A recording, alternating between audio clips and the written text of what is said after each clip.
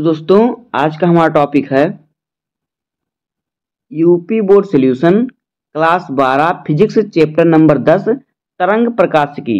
तो दोस्तों आज के वीडियो में हम इस चैप्टर के इम्पॉर्टेंट टॉपिक को पढ़ेंगे जो हमारे इस चैप्टर के मोस्ट इम्पॉर्टेंट टॉपिक हैं। तो देखिए पहला क्वेश्चन हमारा क्या है, हम क्वेश्चन के रूप में इसे बना दिए हैं। देखिए कह रहा है कि कला संबंध स्रोत क्या होता है। तो देखिए इसका उत्तर क्या होता है, ऐसे दो स्रोतों को जिनके बीच कालांतर सदैव नियत रहता है। कालांतर सदैव क्या होता है, नियत रहता है, समय का अंतराल जो होता है नियत रहता है, कला संबंध स्रोत कहलाते हैं। दो कला संबंध स्रोतों से हम अस्थाई व्यतिकरण प्रतिरूप प्राप्त कर सकते हैं।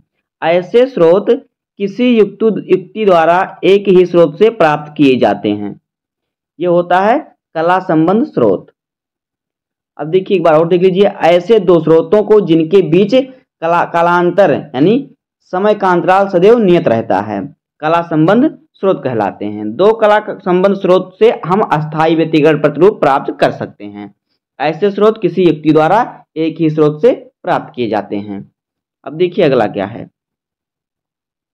अगला क्वेश्चन देखिए हमारा क्या है, अध्यारोपण का सिद्धांत लिखिए। तो देखिए अध्यारोपण का सिद्धांत क्या है, किसी माध्यम में दो अथवा दो से अधिक प्रगामी तरंगें एक साथ परंतु एक दूसरे की गति को बिना प्रभावित किए चल रही हैं। दो तरंगें हैं, एक दूसरे के साथ चल रही हैं और एक दूसरे की गति को बिना प्रभावित करे, इनसे कोई दिक्कत नहीं है, एक दूसरे की गति को कोई रुकावट या बाधा नहीं डाल रही हैं, चल रही हैं। तो क्या होता है, अतः माध्यम के प्रत्येक कण का किसी क्षण परिणामी विस्थापन दोनों तरंगों द्वारा अलग अलग उत्पन्न विस्थापनों के सदिश योग के बराबर होता है।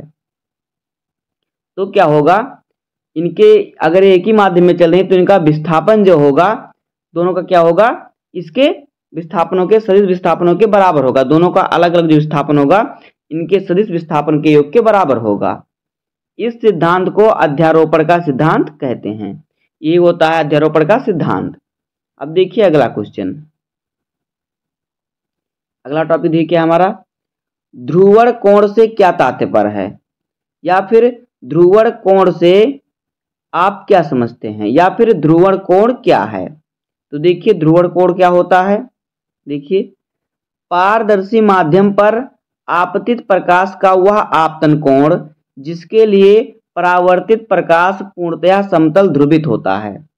पारदर्शी माध्यम में आपतित प्रकाश की वह आपतन कोण, आपतित मतलब कि मान लीजिए ये कोई समतल है, यहाँ से ये आपतित किरण जो किरण आती है उसे हम आपतित, एक किरण आ रही तो यहाँ पे इसे देखिए, फिर से देख लीजिए, ये कोई समतल है परावर्तक और यहाँ पे कोई किरण आ रही है, यहाँ पे देखिए, तो ये हमारी आपतित किरण हो गई और ये जो जा रही है परावर्तित किरण हो गई, ये आपतित और ये परावर्तित।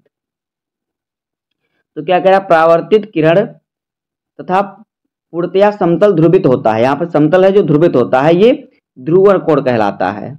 ये जो कोण होता है ये यहाँ ध्रुव पर जो बनता है ये ध्रुवण कोण कहलाता है। इसको आईपी से प्रदर्शित करते हैं। इस कोण को किससे, आईपी से प्रदर्शित करते हैं, ध्रुवण कोण को आईपी से प्रदर्शित करते हैं। तो ये होता है ध्रुवण कोण। अब देखिए अगला क्या है, अगला है द्विवर्णता क्या है।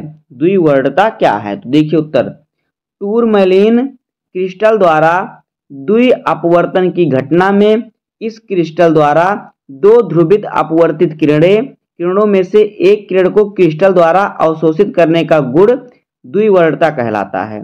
टूरमैलीन क्रिस्टल द्वारा द्वि अपवर्तन की घटना जो होती है, इस क्रिस्टल द्वारा दो ध्रुवित अपवर्तित किरण में से एक किरण को क्रिस्टल द्वारा अवशोषित कर लिया जाता है।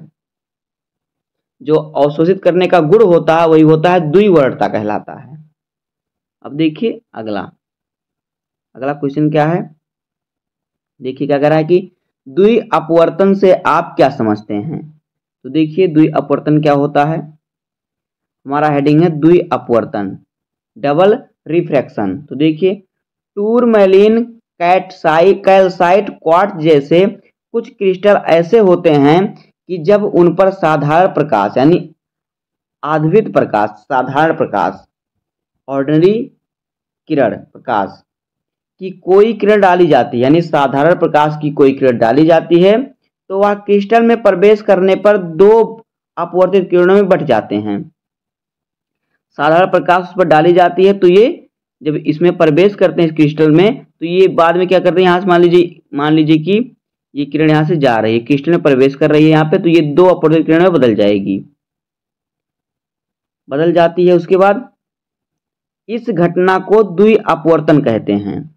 इन 2 अपवर्तित किरणों में से जो एक किरण अपवर्तन के नियम का पालन करती है वह साधारण यानी ऑर्डिनरी रे यानी साधारण किरण कहलाती है, और दूसरी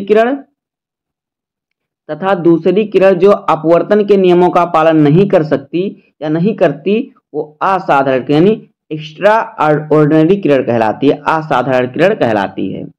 ये दोनों किरणें परस्पर लंबवत तलों में समतल ध्रुवित होती हैं। लंबवत तलों में क्या होती हैं, समतल ध्रुवित होती हैं। तो बस दोस्तों इस प्रकार से हो जाएगा क्लास 12 फिजिक्स चैप्टर नंबर 10 तरंग प्रकाशिकी के मोस्ट इंपॉर्टेंट टॉपिक का वीडियो। उम्मीद है कि आपको वीडियो पसंद आया होगा। अगर आपको वीडियो पसंद आया हो तो वीडियो को लाइक कर दीजिएगा और चैनल पर नए सब्सक्राइब कर दीजिए, बेल आइकन को प्रेस कर दीजिए, क्योंकि बोर्ड एग्जाम के हर इंपॉर्टेंट टॉपिक का वीडियो आपको इस चैनल पर मिलता रहेगा। तो मिलते हैं किसी नेक्स्ट वीडियो में, तब तक के लिए धन्यवाद। जय हिंद, वंदे मातरम।